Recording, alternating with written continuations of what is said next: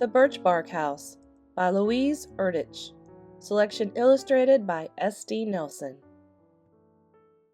Omachias is returning home from an errand. She carries scissors for her mother and a lump of sweet maple candy for herself. Both the scissors and the candy are rare and valued items in her Ojibwe village in 1847. She is not eager to return home to the chore of tanning a moose hide and to her older sister, Angeline, who made fun of her earlier in the day.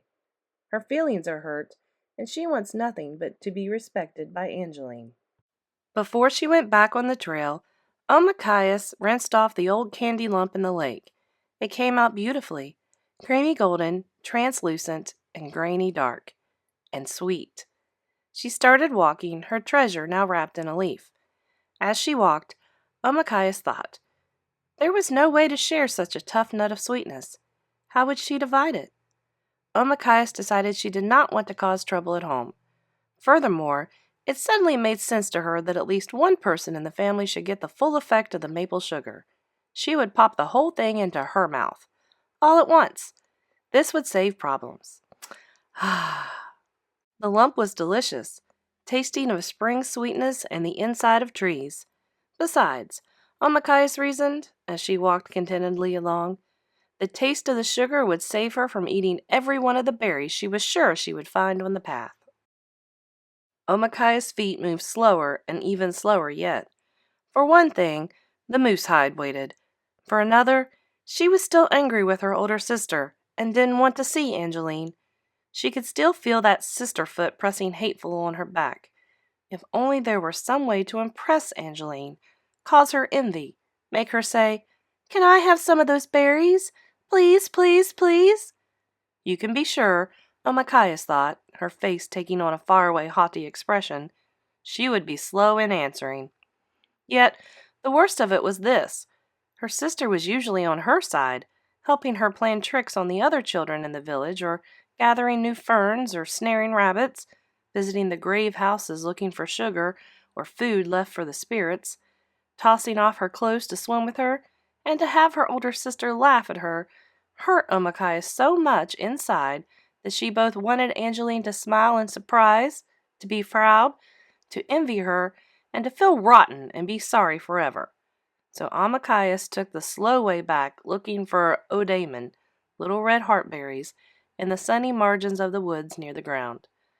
She carefully removed the hard lump of sweetness from her mouth, stuck it back in its leaf just inside the pocket of her dress. Just as the taste of maple sugar faded along her tongue, she bent over, pushed back delicate leaves, and found masses of plump red little berries. Ah! 1, 2, 3. She'd eaten a huge handful. Another. She grinned, thinking that she'd allow her sister return with her to plunder them, but only if Angeline changed her ways. All of a sudden, a rustle and then a thump in a bush ahead made Omachias freeze. A long moment passed as she stared through the dark leaves. Suddenly, crash! 2 bear cubs burst from the bush and ran pell-mell, tumbling head over heels straight for her. They came on in such a hurry that they didn't see Omachias until they were nearly in her lap. And then, with comical looks of shock, they tried to stop themselves.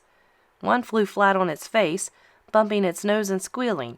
The other twisted in midair and landed in a heap on the ground, shaking its head in confusion at Omachias. The bear boys looked at her. Slowly, she put out her open hand filled with heartberries. Curious, the cubs jumped forward, lost their nerve. They scampered backward, and then crept forward shyly again. The smaller cub seemed slightly bolder, and sniffed at Omachias' hand. The bear cub took one berry, then jumped away in seeming fright at its own bold act. But the taste of the berry seemed to banish fear. The 2 now tumbled at her, growling, mock ferocious. Their long pink tongues reached up for every berry from her hands, eagerly flicking them from her fingers as fast as she could pick. They seemed to like the game. It could have gone on for hours, that is, until she stood upright. Then they tumbled backward in alarm. Their chubby bottoms rolled them over like playing balls, and she laughed out loud. She realized they had thought Omachias was their own size. They were astonished, the same way Omachias had been the first time she saw the traitor Cadotte unfolding a seeing glass, something he called a telescope, a long shiny tube that grew in his hands. She bent down again. "Anin, little brothers," she said to them kindly, and they came forward. She looked around. No mother bear. Omachias was well aware that she shouldn't stay so close to these cubs, but after all, they seemed deserted. She looked around again. They were orphans!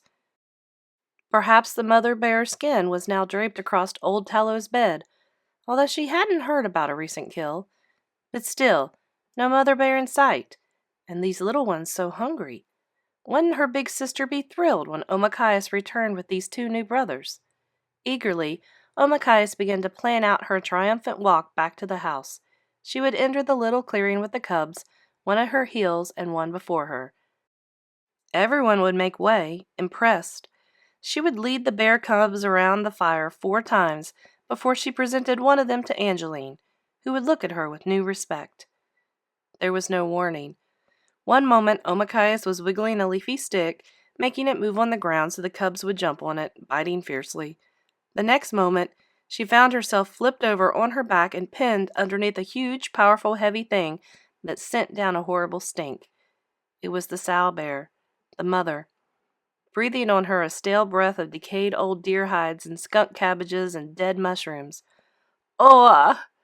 The surprising thing was, Omachias realized later, that although she had no memory of doing so, she had the scissors out of their case and open, the sharp ends pointing at the bear's heart, but she didn't use them as a knife.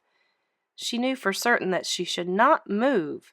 If the bear began to bite and claw, she would have to plunge the tip of the scissors straight in between the bear's strong ribs, use all of her strength, sink the blade all the way into the rounded hilt, and then jump clear, if she could, while the bear went through its death agony. If she couldn't get clear, Omachias knew she would have to roll up in a ball and endure the bear's fury. She would probably be clawed from head to foot, bitten to pieces, scattered all over the ground.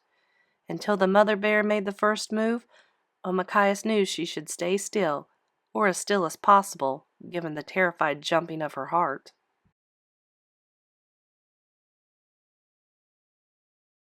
For long moments, the bear tested her with every sense, staring down with her weak eyes, listening, and most of all, smelling her.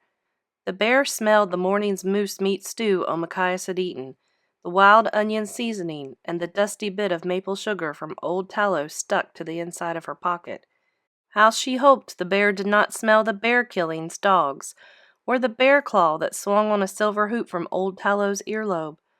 Perhaps the bear smelled the kind touch of Grandma and Mama's bone and spruce wood comb, her baby brother's cuddling body, the skins and mats she had slept in, and little Pinch, who had whined and sobbed the night before. The bear smelled on Omachias's skin the smell of its own cousin's bear grease, used to ward off mosquitoes, fish from the night before last night, the berries she was eating. The bear smelled it all. Omachias couldn't help but smell her back. Bears eat anything, and this one had just eaten something ancient and foul. Hein! Omachias took shallow breaths. Perhaps it was to take her mind off the scent of dead things on the bear's breath that she accidentally closed the scissors, shearing off a tiny clip of bear fur, and then to cover her horror at this mistake, started to talk.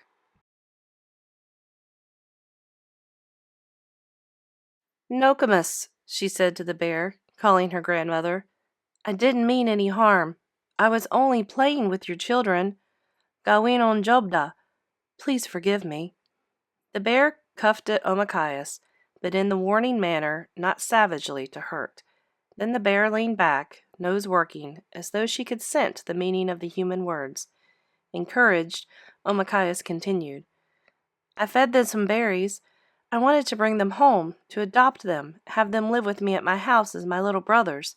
But now that you're here, grandmother, I will leave quietly. These scissors in my hands are not for killing, just for sewing. They are nothing compared to your teeth and claws."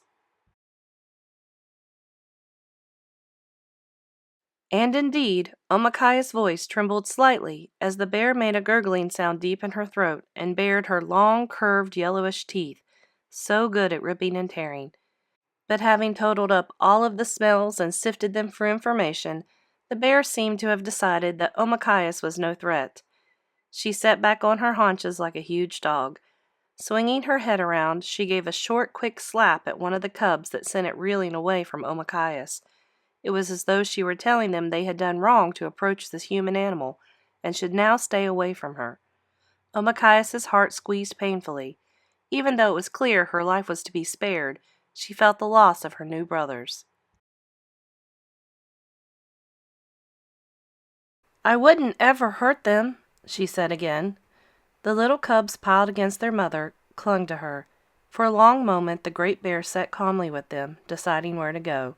Then, in no hurry, they rose in one piece of dark fur. One bear boy broke away, again tried to get near Omakayas. The other looked longingly at her, but the big bear mother abruptly nosed them down the trail.